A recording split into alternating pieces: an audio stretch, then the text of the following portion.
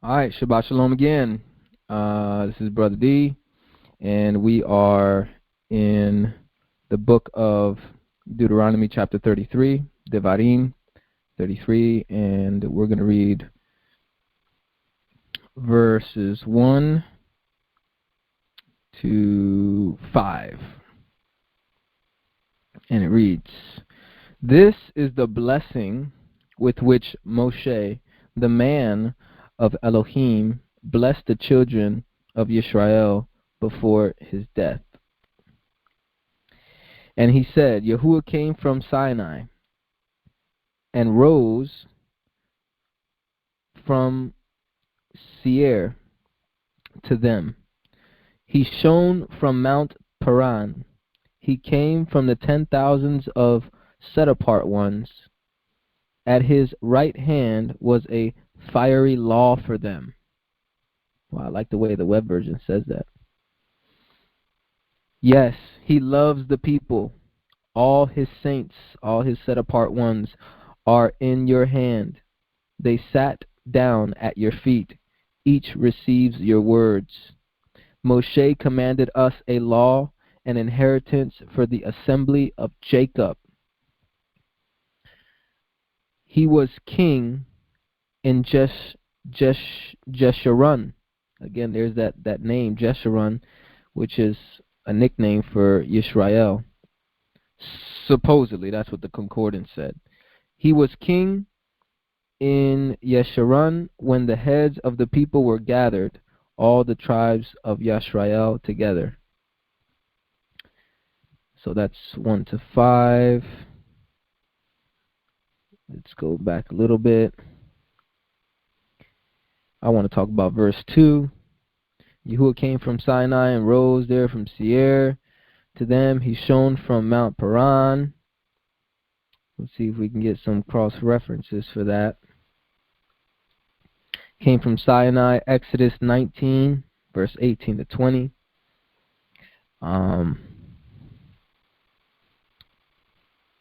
And it reads, "All of Mount Sinai smoked because Yahuwah descended on it in fire, and its smoke ascended like the smoke of a furnace, and the whole mountain quaked greatly. When the sound of the trumpet grew louder and louder, Moshe spoke, and Elohim answered him by a voice. Yahuwah came down on Mount Sinai to the top of the mountain. Yahuwah called Moshe to the top of the mountain, and Moshe went up." So that was that. And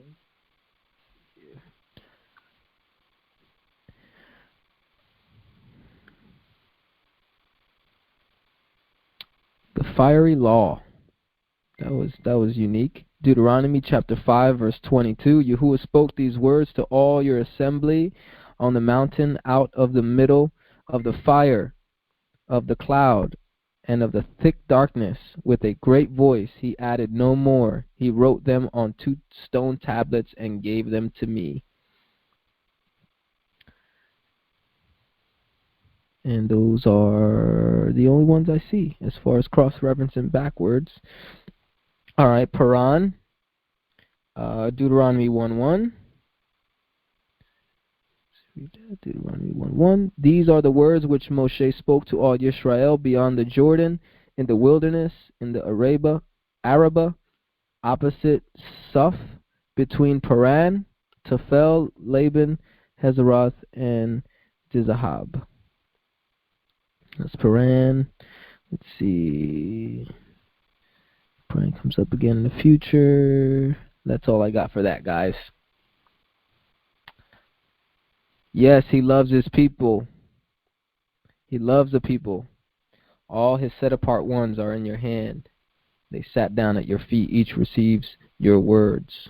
Moshe commanded us a law and inheritance for the assembly of Jacob. It's all about the covenant. All right, verse 6. Oh, we got a line of people. I got my head down, guys. I'm reading the scriptures. Here we go. Brother David. Thank you. I made a connection with Deuteronomy 32, verse 2, when it says he came with 10,000s of saints from his right hand, went a fiery law for them. in Psalm 68:3, Psalm 68, verse 17, the chariots of Elohim are 20,000, even thousands of angels. Yah is among them, as in Sinai, in the holy or set-apart place. If you read in 2 Kings chapter 6 with Elisha, there was a man that an army had come after him, and he was scared. And he went to Elisha, and he said, "Oh, my master, what do we do?" This is 2 Kings 6, verses 15. He says, "Oh, my master, what do we do?" And Elisha said, "Do not fear, for those who are with us are more than those who are with them." And Elisha prayed and said, "Yah, I pray, open his eyes and let him see." And Yah opened the eyes of the young man, and he looked and saw the mountain covered with horses and chariots of fire all around Elisha. And when they came down to him, Elisha prayed to Yah and said, "Strike this nation with blindness, I pray." And he struck them with blindness according to the word of Elisha.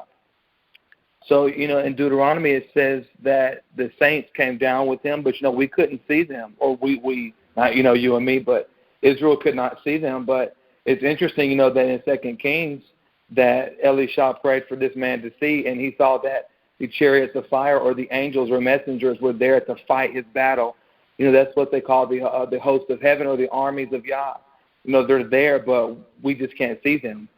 But I just wanted to make that connection. That was a great connection that I never caught before.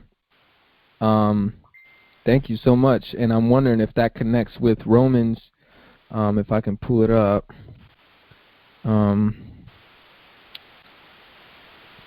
Aha, there it is.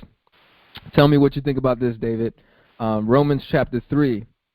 What advantage then hath the Yahudim, the Jew? Or what profit is there of circumcision? Verse 2. Much in every way. Chiefly, mainly, let me go to the version I like. Let me go to the web. Easier to read. Much in every way. Because first of all, they were entrusted with the revelations of Elohim. For what if some were without faith? With their lack of faith, nullify the faithfulness with their lack of faith. Will their lack of faith nullify the faithfulness of Elohim? May it never be. Is that the one I'm looking for? No, it's close to it. Verse 2 is the one, it's close to it, but I feel like there was one that talks about they were given the oracles, are you maybe talking about by the angels. The law was given or through angels or something like that? Yes.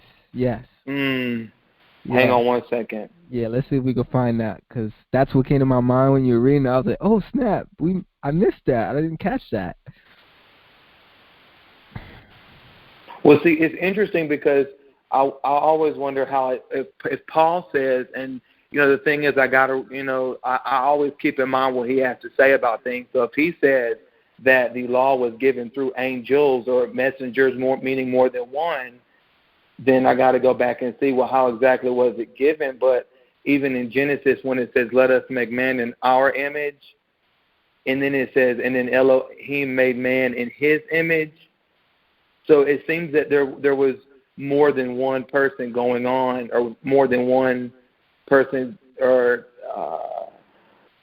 something at Mount Sinai. Because if it says that the law was given through angels, then that would mean that they're involved some kind of way. I don't know, but the messengers. I mean, they're just the carriers of the word, the message. Right. Well, that's the thing. Well, when did they give it? Because was that not Yah that spoke to give the commandments to Israel? Yeah, the fiery bush and all that. I think there's some messengers involved with that. Don't you think? Definitely. I just wonder what exactly it is, because that's what I said. If it says that if Yah gave him that, I'm curious to see how the angels exactly are involved in that. I guess that might not be something I may ever get an answer on, but Hebrews 1:7. I'm going through a bunch of scriptures trying to look for the one I'm actually looking for, but Hebrews 1:7 says that, and of the angels, he says, who makes his angels spirits and his ministers a flame of fire. Here we go. You In the find good it? old Galatians. Ah, nice. There it is. Okay. Yep, in Galatians 3. And this is Wow. talking about the inheritance.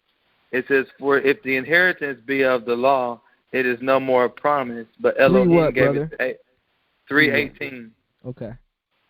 It said, for if the inheritance be of the law, it is no more a promise, but Elohim gave it to Abraham by promise. Wherefore then serveth the law? It was added because of transgressions till the seed should come to whom the promise was made. And it was ordained by angels in the hand of a mediator. Mm. Now a mediator is not a mediator of one, but Elohim is one. I don't know what that verse means, but I feel I like don't either. I'm like, Paul, what the world was that, bro? But the mediator had to be Moses, right? He was the middleman. He was the go-to man between Right. Yahuwah and the people. And then the And law. Israel wanted him to be. Mm-hmm. So I kind of thought that's what came to my mind. Thank you for finding that. But, yeah, we won't get too much into Galatians because we're not studying Galatians right now. But. That's always an open can of worms. All right. And I'm not afraid of it either. Just let everybody know I will dissect Galatians for you and break it down and prove to you that Galatians is not speaking against the law of Moses. We're just not going to do that right now. All right. Nobody else is in line. So anything else you want to share, David? Well, I was also going to say, if you relate this, like in terms of the chariots and stuff, think about when the Israelites were coming through the Red Sea and the water was on both sides of them. It said that Yah threw the chariots of the Egyptians into confusion. So there was definitely, I would say maybe supernatural, if that's a good word, activity going on with these chariots of fire that Elisha prayed for that man to be able to see. So I think the thing is, there's a verse in Joshua, and I meant to get to this earlier, but the Most High Yah had Joshua do what is called hamstringing the horses, which is where you go up to the horse and cut it on the back of the leg so you can't use the horse.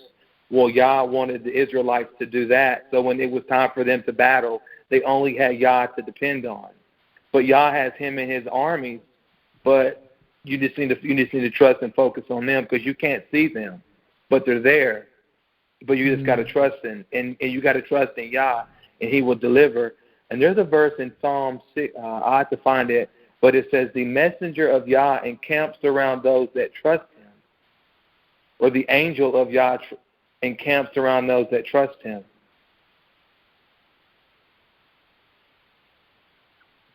Sounds great, man. Profound words.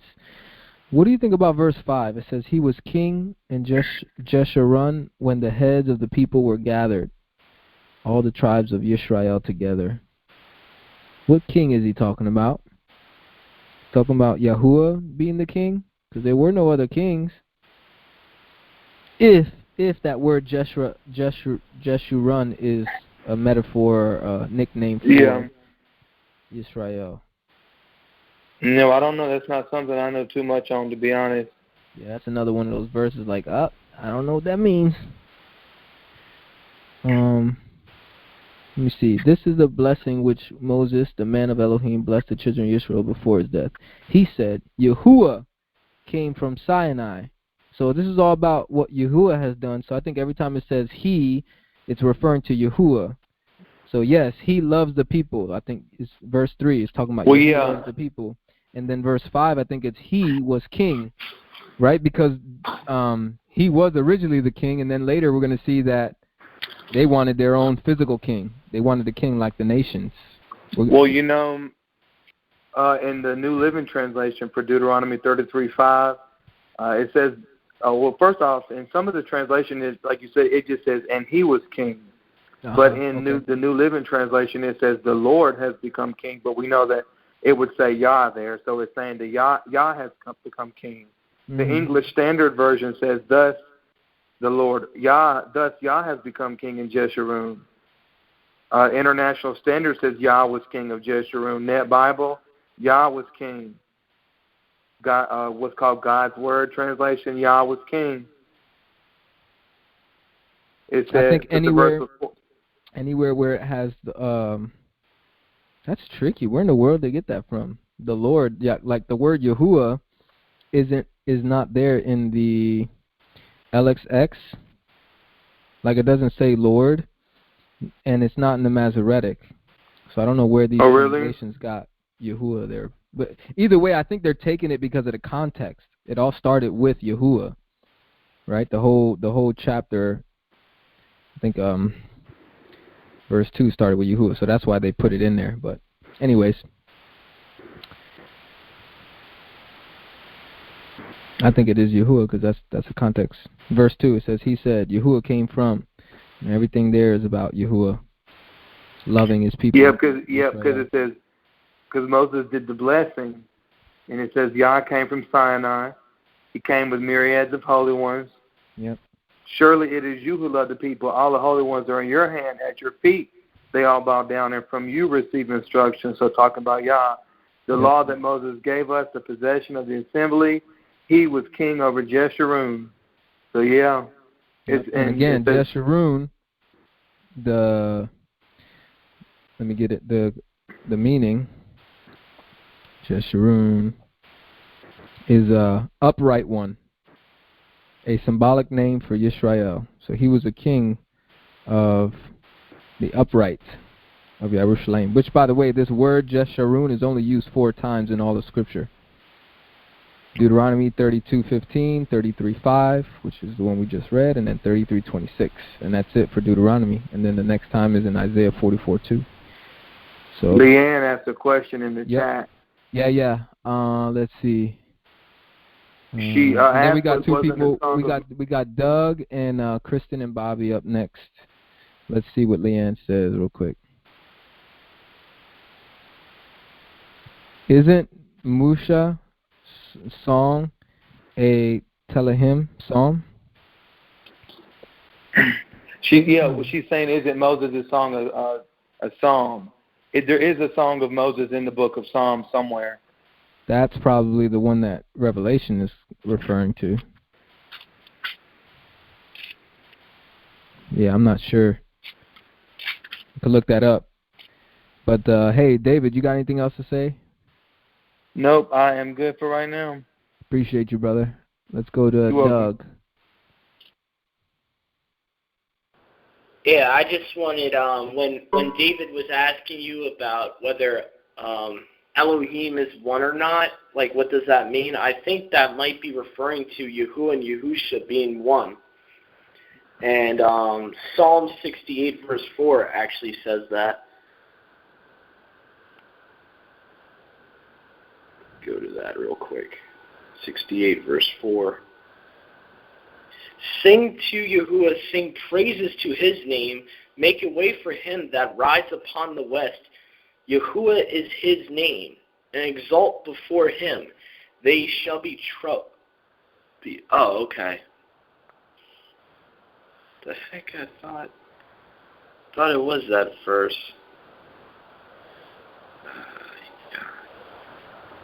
Here. My bad about that. It's all right, Doug. Here. Yeah, I got confused.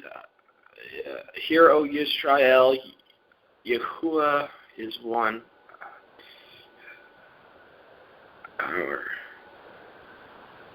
Deuteronomy 6:4. Yeah, that's the one I was thinking of. Right. Deuteronomy 6:4 says, Hear, O Yisrael, Yahuwah our Elohim is one Yahuwah. And that's the way it reads in the Septuagint. Cool. Thank you for sharing, bud. I'm going to go to Kristen and Bobby.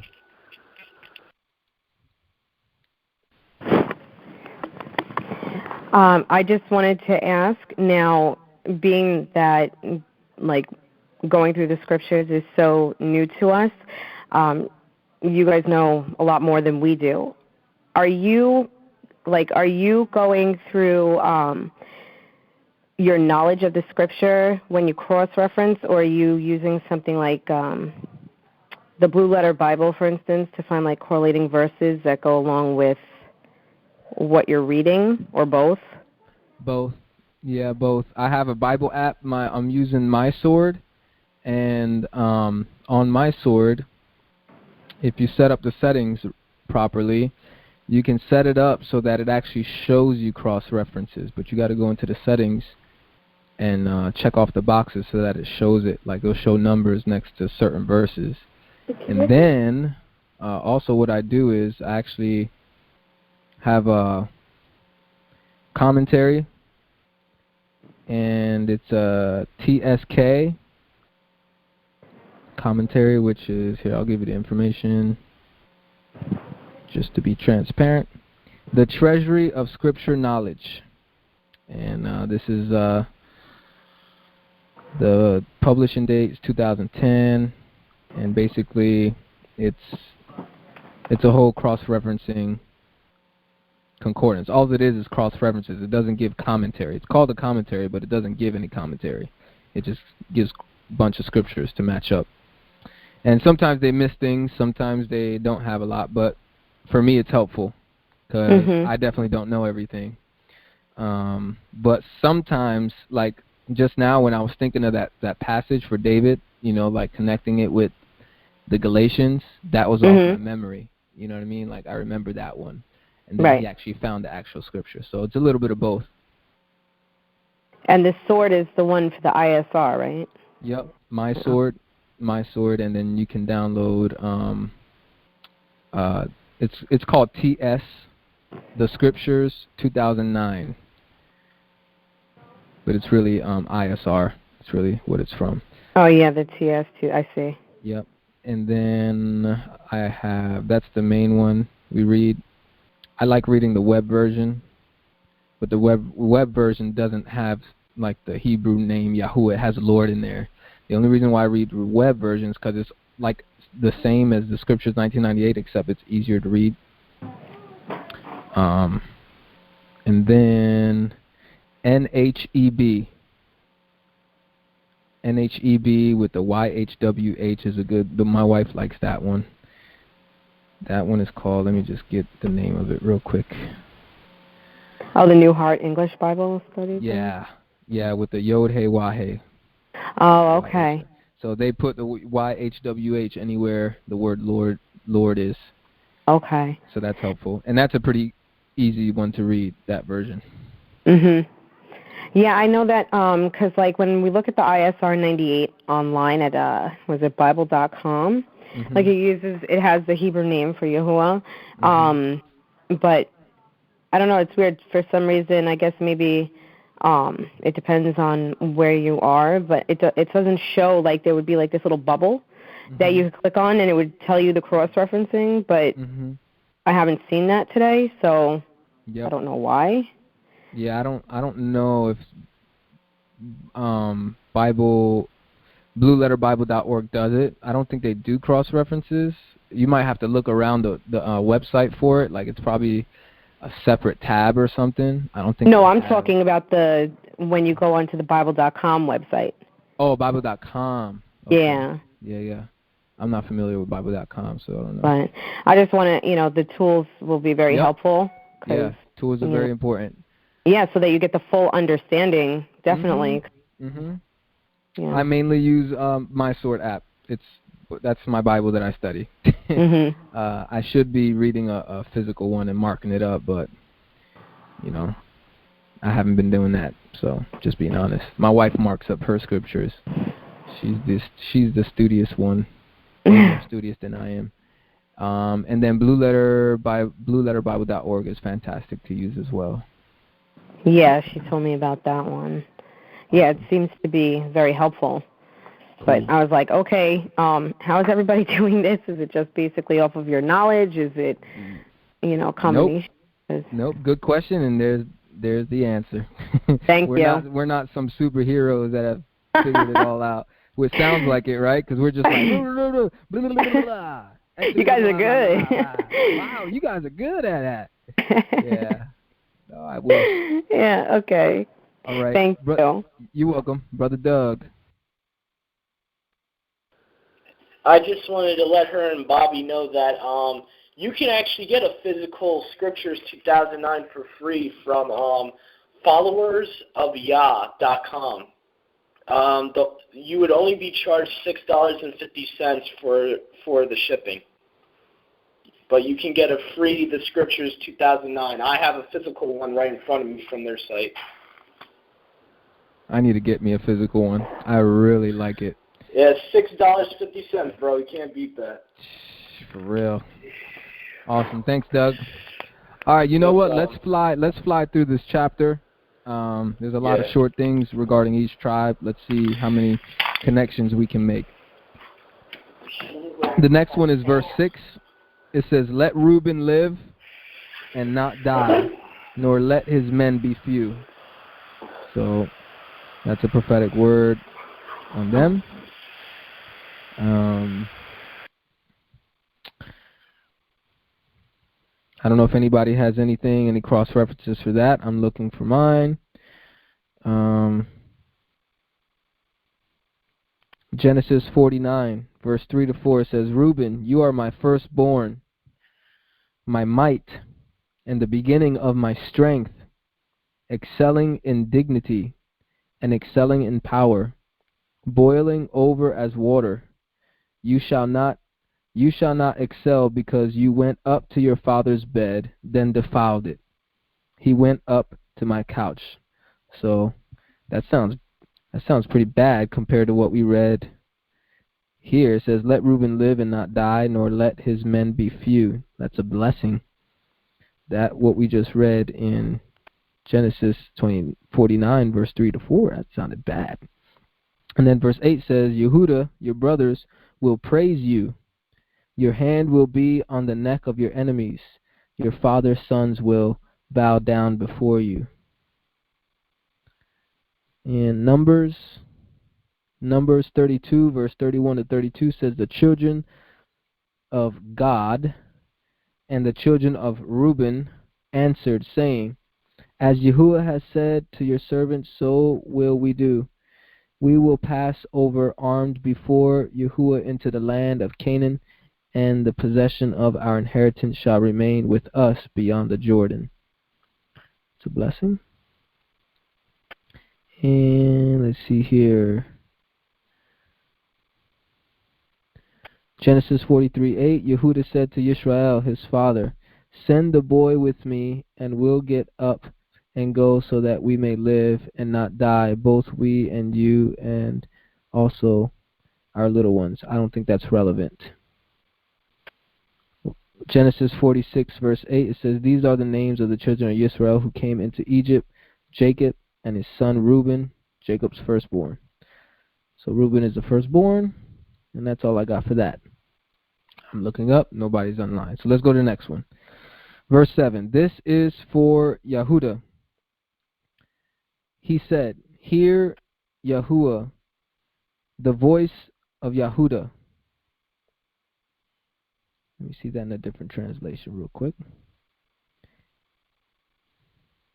Interesting. "Hear Yahuwah, the voice of Yahudah. Bring him into his people. With his hands he contended for himself. You shall be a help against his adversaries. You shall be a help against his adversaries." That's for Yahudah. Cross references. I don't think they're bring. Genesis 49, 8 to 12. Let's see here. Genesis 49, 8 to 12. "Yehuda, your brothers will praise you. Your hand will be on the neck of your enemies. Your fathers will bow down before you. Yehuda is a lion's cub from the prey. My son, you have gone up. He stooped down. He crouched as a lion, as a lioness. Who will rouse him up? The scepter will not depart from Yehuda, nor the ruler's staff from between his feet, until Shiloh comes." Shiloh means rest giver or peace, the peacemaker, aka Messiah. To him will the obedience of the peoples be, binding his foal to the vine, his donkey's colt to the choice vine. He has washed his garments in wine, his robes in the blood of grapes. His eyes will be red with wine, his teeth white with milk. Interesting.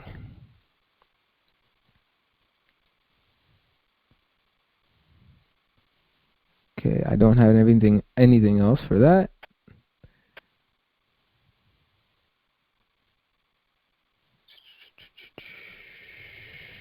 Okay. Next one. Oh, Brother Doug. Okay. What was the verse you just read? Let me go back to it. It's Genesis 49, I believe. 49, verse 8 to 12. Because mine reads a little different. The Septuagint? Yeah. Judah, your brother, has praised you, and your hand shall be on the back of your enemies. Your father's son shall do you reverence. Judah is a lion's whelp from the tender plant. My son, you are gone up. Having couched, you liest as a lion, and as a whelp who shall stir him up. A ruler shall not fail from Judah, nor a prince from his loins, until there come the things stored up for him, and he is the expectation of nations. Binding his foal to the vine, and the foal of his donkey to the branch of it. He shall wash his robe in wine, and his garment in the blood of the grape. His eyes shall be more cheering than wine, and his teeth whiter than milk. So yours just doesn't say Shiloh. Yeah. It says expectation of the It nations. gives the application of it. Yeah. That's fine. Yeah. Kind of the same thing. Awesome. But thanks for catching that, Mr. Septuagint guy. All right, Doug, why don't you take over? Read a little bit. All right. Read the next tribe. Let's I'm go down. tribe by tribe. Take a pause after each one. Okay. So the next one is Zabulon. Okay. Verse 8. Oh, verse 8? Yeah, 33:8. Oh, 30. All right, so Deuteronomy 33, verse 8. And to Levi he said, give to Levi his manifestations and his truth to the set-apart man whom they tempted in the temptation. They reviled him at the water of strife. Who says to his father and mother, I have not seen you, and he knew not his brothers, and he refused to know his sons. He kept their oracles and observed their covenant. They shall declare your ordinances to Jacob and your law to Yashrael. They shall place incense on the time of your wrath continually upon your altar. Wow. What was that first verse?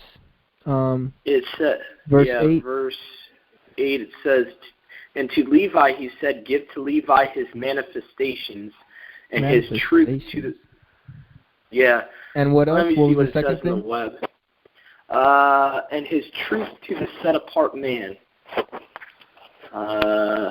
whom they tempted in the temptation, they reviled him at the water of strife. No, that's it. That's it. That's all you need to read. I was just those two parts because in the other scriptures it says, let thy Thummim and thy Urim. So yours actually has like a whole...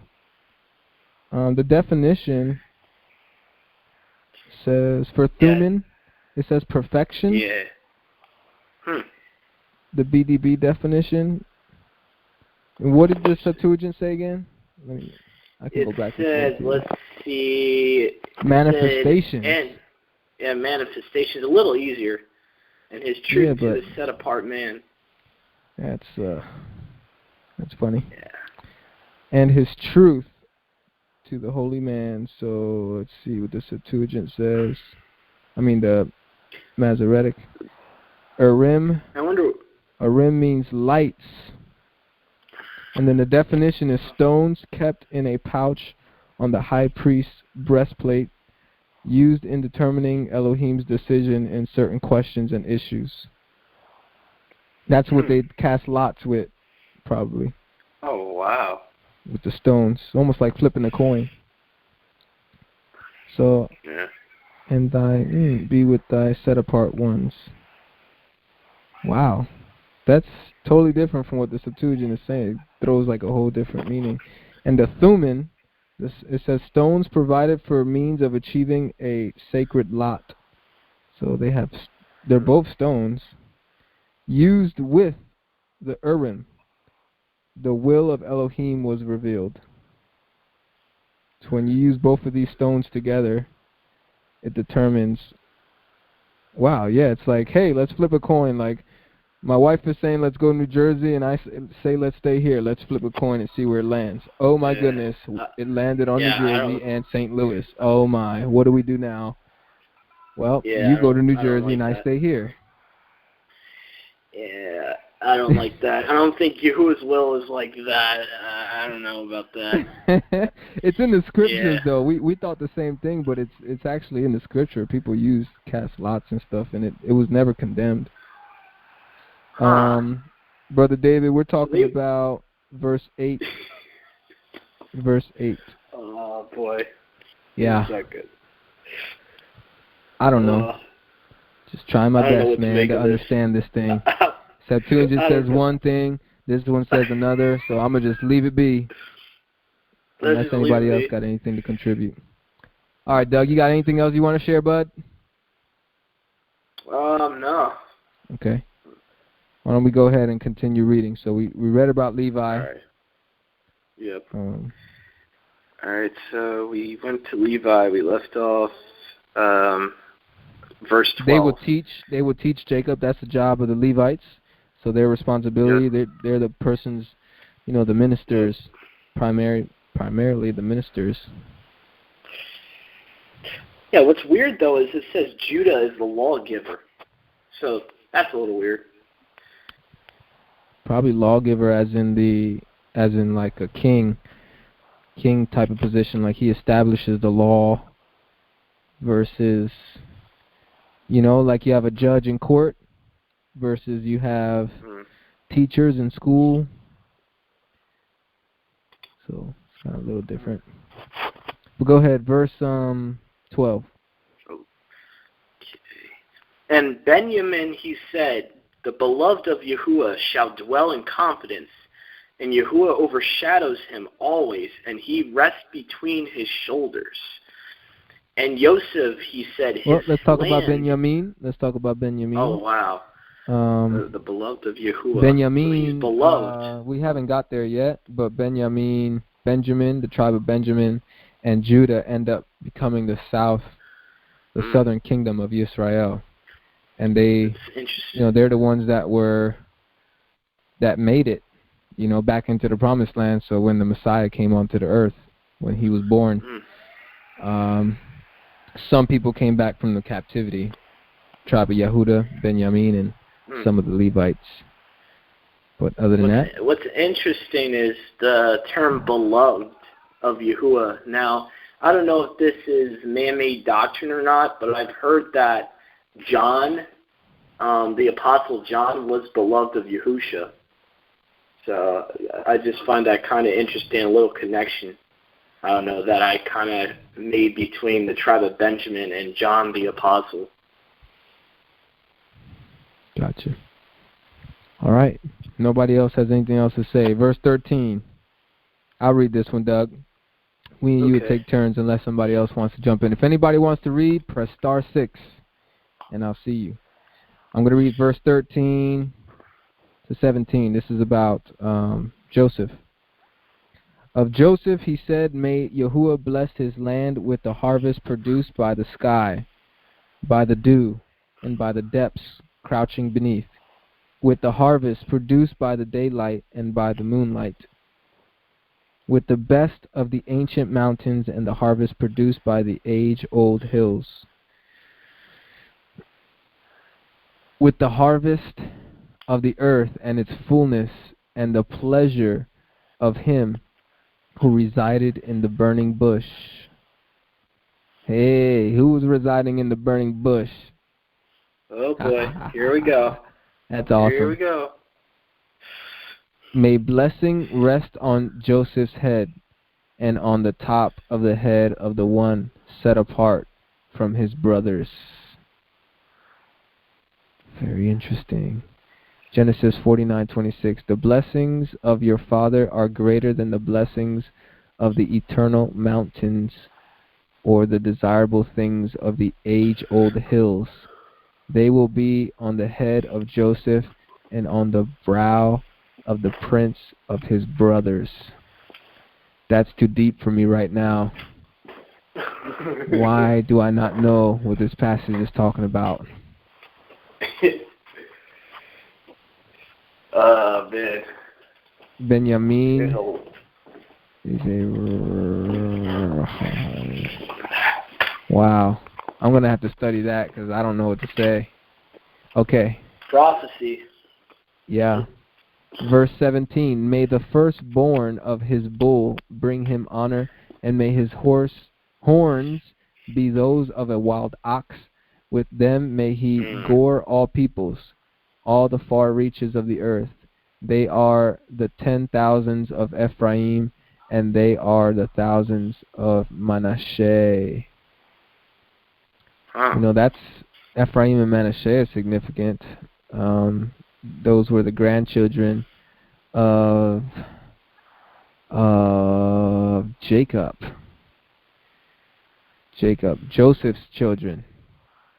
And Jacob switched his hands and blessed the younger with the firstborn blessing. He blessed Ephraim with Manasseh, what should have been Manasseh's blessing. And that's prophetic. Yeah, that talks about the fullness of the nations. Yeah, fullness of the nations coming in. Manasseh will be, let's go back to that, man. Where is it? Genesis. I know Ephraim is actually, according to that prophecy, is supposed to be the fullness of the nations. Or the fullness of the nation is supposed to come from Ephraim, I believe.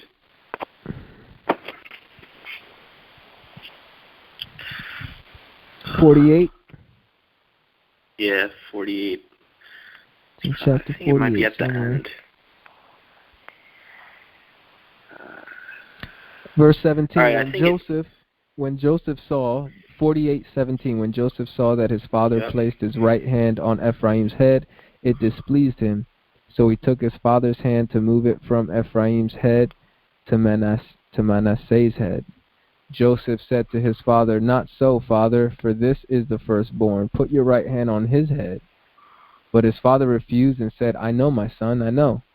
He too will become a nation, and he too will become great in spite of this.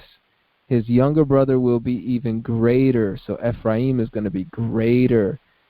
And that's why the northern tribe of Israel, when it split, which we haven't gotten there yet, but when they split, the northern tribe of Israel make up the 10 tribes out of 12 of Israel, while the southern kingdom makes up the 2 tribes, Yehuda and Benjamin.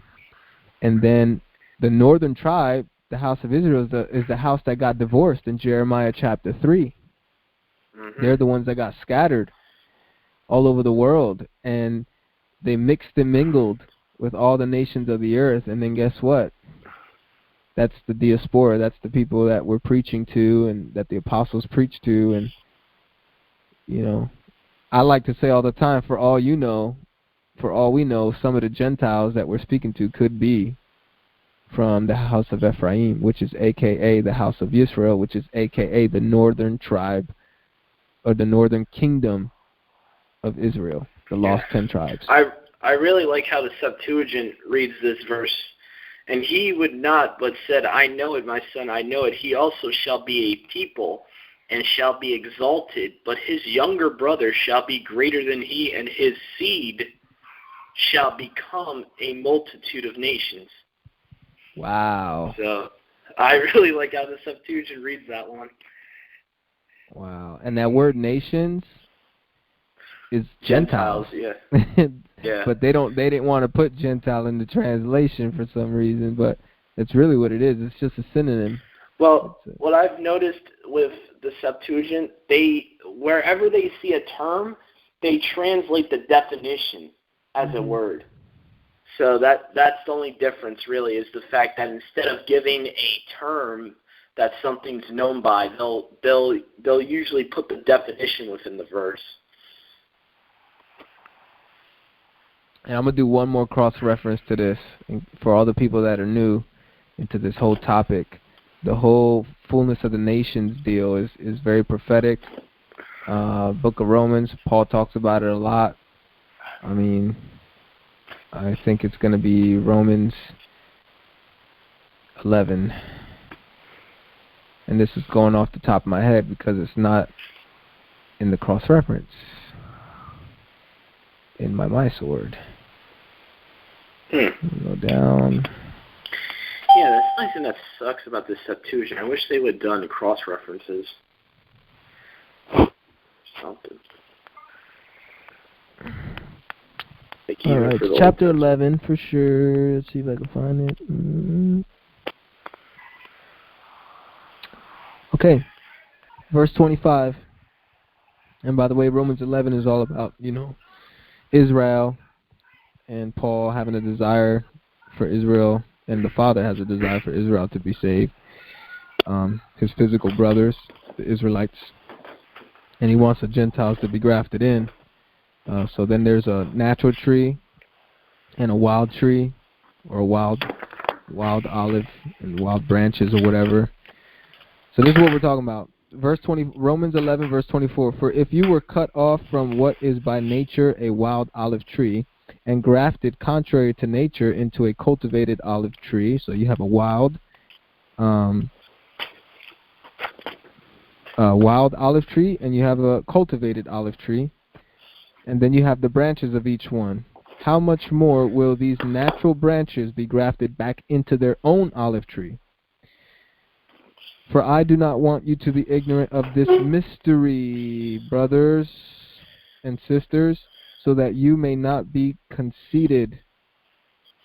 A partial hardening has happened to Yisrael until the full number of the nations, or Gentiles, has come in. That's all prophecy, man, and that connects with what I just read in Genesis 48, verse 16.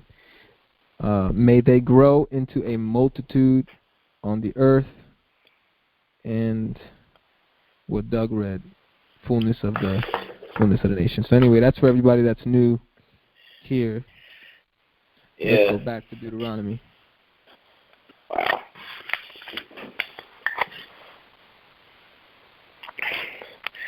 So that means technically the divorce was technically prophesied then. Oh yeah, we read that in just the last two chapters we read. So Yahuwah was planning that from the beginning then. Or he knew it. He knew that. Yeah. He knew that he was going to have to do that. All right, Doug, you want to read the next two verses? It's about Zebulun and Issachar. Okay. And to Zebulun he said, Rejoice, Zebulun, in your going out, and Issachar in his tents.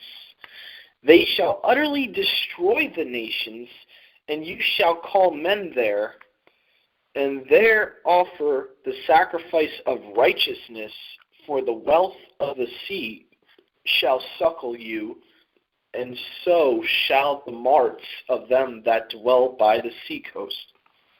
I wonder what marts means. Let me see. I'm going to try to figure out what they're actually trying to say here. Okay. Yeah, the web does a little better job. And Zebulun, he said, Rejoice, Zebulun, and you're going out, and Issachar in your tents. They will call the peoples to the mountain.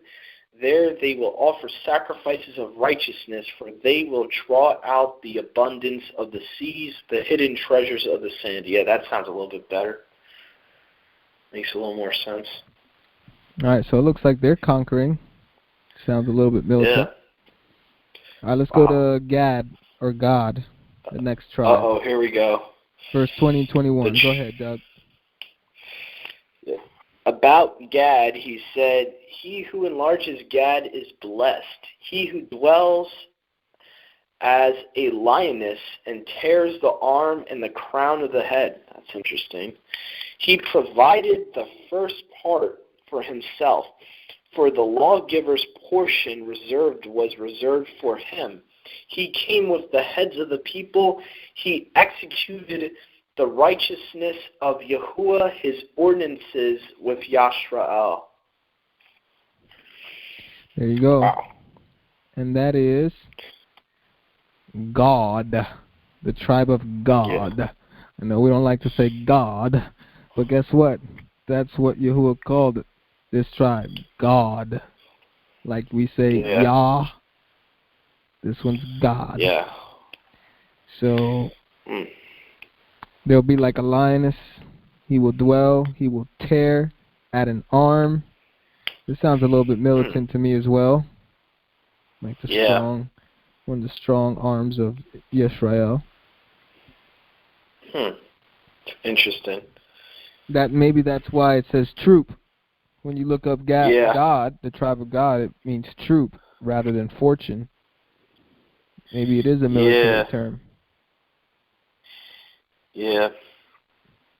I just wonder if that's the right context they put into that verse. I just question that in the Masoretic text, whether that should have been there or not. Troop and what's the other one they use instead fortune? of that's troop. Yeah, I think troop was meant for God, but something else is put for fortune. Let me see that real quick. Isaiah 65:11. I got it memorized by now. All right. Let's see here. Let me go to the King James. But you are that forsake Yahuwah, that forget my holy mountain, that prepare a table for that troop, and furnish the drink offering for that number. So they literally put troop and number where the Septuagint has devil and fortune. So I wonder where they get number from. And devil. How they equate like, that's a big difference. The devil. Yeah, I don't know. Maybe the Septuagint is, I don't know how they got the devil from, unless they're assuming that in context Isaiah 65:11 is talking about the deity of fortune, and maybe the translators are assuming that the devil would be the god of money. That's the only thing I could think of. Like we have on our dollar bill. But what do we have on the back of our dollar bill? We have the eye of Lucifer. We that's big in the Illuminati as the eye of the devil. So I don't know. Maybe right, this, but I just the don't writers. think Yahuwah is going to call his tribe, one of his tribes, something. No. What I'm not saying God is bad. I'm saying that the Masoretic translators, I think, in my opinion, mistranslated this verse with troop and number. Oh, I got you. I'm sorry. I wasn't fully paying attention. My bad. No. I'm trying to say that it's kind of weird that they would put, troop and number there where, it's not talking about the tribe of Israel. It's not talking about the tribe of God. It's talking about a false deity in context. It says, but you are that forsake Yahuwah, that forget my set apart mountain, that prepare a table for, and the scriptures will say for Gad, which technically I guess why they use Gad, the scriptures, is because there is a deity of fortune that has the same name as the tribe of Israel. And I think maybe the Septuagint didn't want to get people confused, so that's why they chose to put devil there. I don't know. All right, it's cool. Let's keep going. Yeah. Go ahead and read the next one, verse 22. All right. Okay. So that was Deuteronomy 33:22. All right.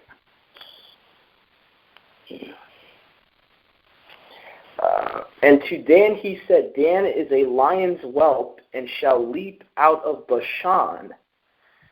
Now, Bashan, I believe, I don't have a cross-reference, but I remember us reading that Yahuwah delivered the king of Bashan to Yashrael. So maybe that was Dan's lot.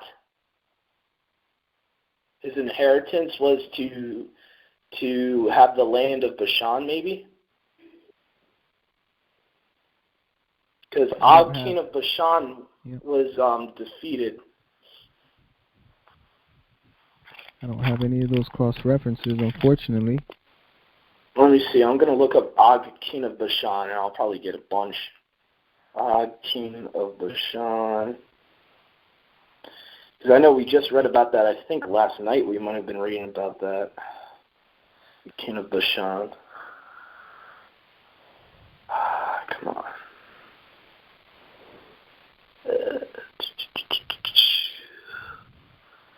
Bashan was a mountain. Bashan was a mountain in which lions hunted, and from whence they might be said to leap, as they do when they seize on their prey. It may have some respect to the leap of the Danites from the northwest part of the land of Israel, where they were settled, but was not sufficient for them to the northeast of it, when they went against Lashem and took it and called it Dan. Joshua 19:47. It says the Danites failed to conquer their territory, so they went up and fought with Lashem and captured it. They put the sword to it, took possession of it, and lived in it. They renamed it Dan after their ancestor. I don't know if that's relevant. I'm going to read the next one, Doug, while you're looking. Yeah, we got some people in line. All right. let me get David in this mix. Yeah.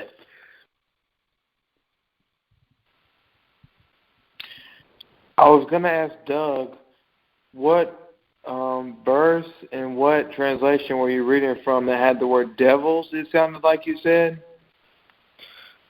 It's Isaiah chapter 65, verse 11 in the Septuagint, and it reads, "But you are they that have left me, and forget my set-apart mountain, and prepare a table for the devil, and fill up the drink offering to fortune."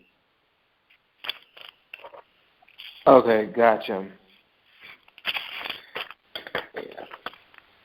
Okay, I'm good. I just wanted to ask that. I was following along, but I just wasn't sure what Sounds good. he was talking about. Okay, I got you though. Thank you. Yeah. If you find anything enlightening about that, David, feel free to put that in the messenger, or if you get it now, share it with us. Well, I definitely think that the Septuagint has a lot of stuff that's really enlightening in terms of the way that it translates certain verses, and it really sheds different lights on many different things that the Masoretic text doesn't necessarily show. Agreed. Yep. So we're on Deuteronomy 32, verse 22. But also, too, I was going to say, with God, the name God, or the tribe of God, when Leah named him, it says, Zilpah, Leah's maid, bare Jacob a son, and Leah said, a troop cometh, and she called his name God. And when you look on the Hebrew word for where it says, when Leah said, a troop cometh, the word she said, God cometh, and she called his Shem God, G-A-D, or G-D. But, most words like that, especially in the Hebrew, was like there's usually an A between. They would pronounce it with an A. So yeah, that's why I say God. Like Yah. Interesting. Mm-hmm. Yeah, that kind of that has me questioning whether Isaiah 65:11 is translated right in the Masoretic text.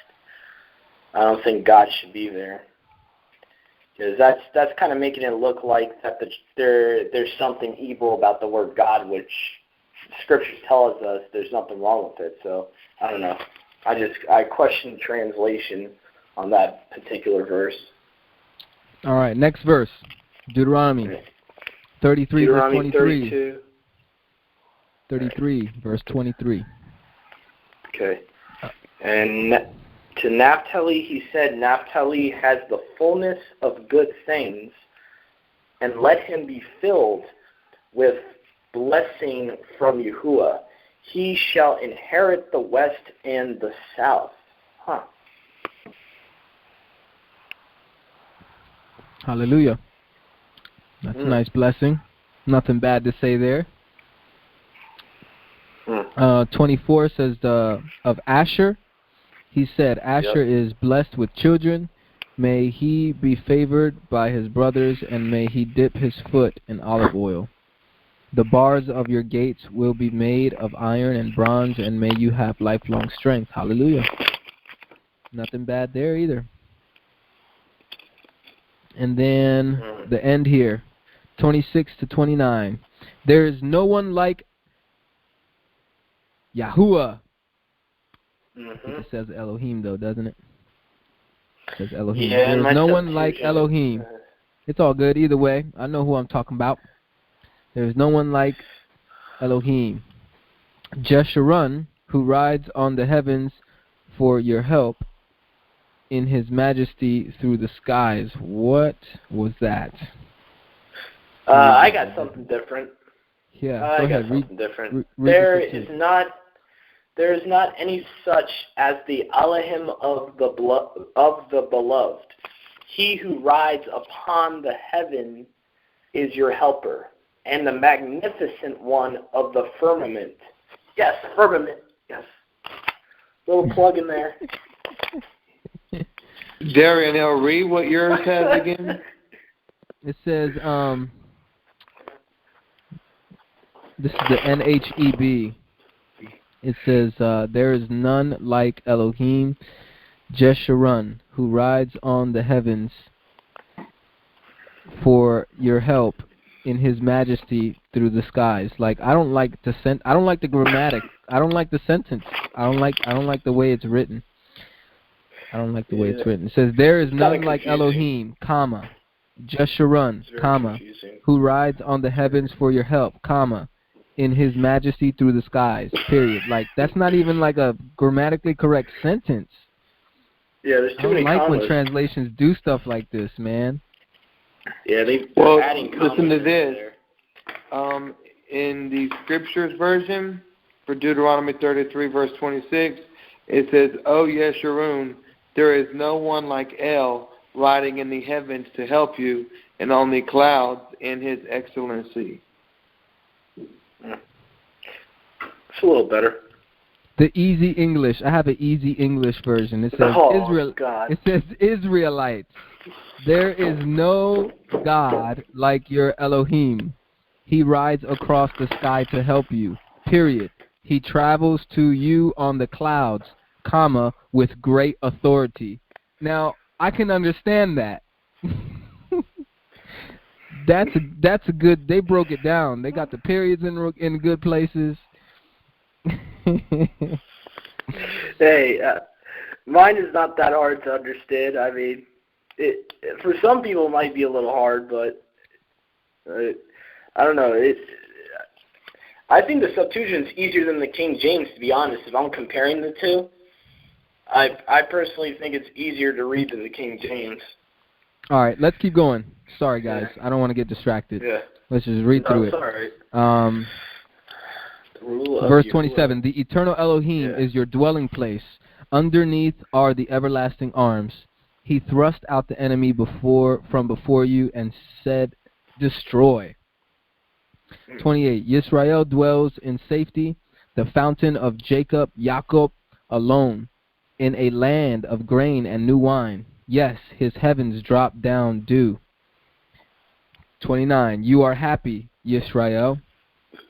Who is like you, O people, saved by Yahuwah, the shield of your help, the sword of your excellency?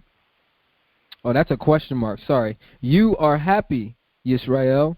Who is like you, a people saved by Yahuwah, the shield of your help, the sword of your excellency. Right? Your enemies will submit themselves to you. You will tread on their high places. And that is the end.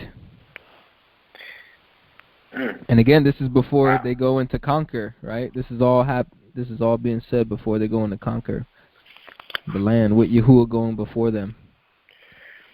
And they're going to split the land, and everybody's going to get their portion, so forth and so on. Oh my goodness, we got one more chapter left. I'm done, guys. I am pooped. I'm ready to throw in the towel. I'm going to end it here. Hallelujah. Thank you, everyone. If you have, please, this was a tough chapter. I'm not big on mystery sod level understandings and prophecy. I'll be honest. Yeah. I'm not really good at it. If there's anything you can contribute to help us out, please email me. Call me, devotedtoyah@gmail.com. Go on my website, call me, give me some input. I'd love your help. Shalom. Thank you for joining us.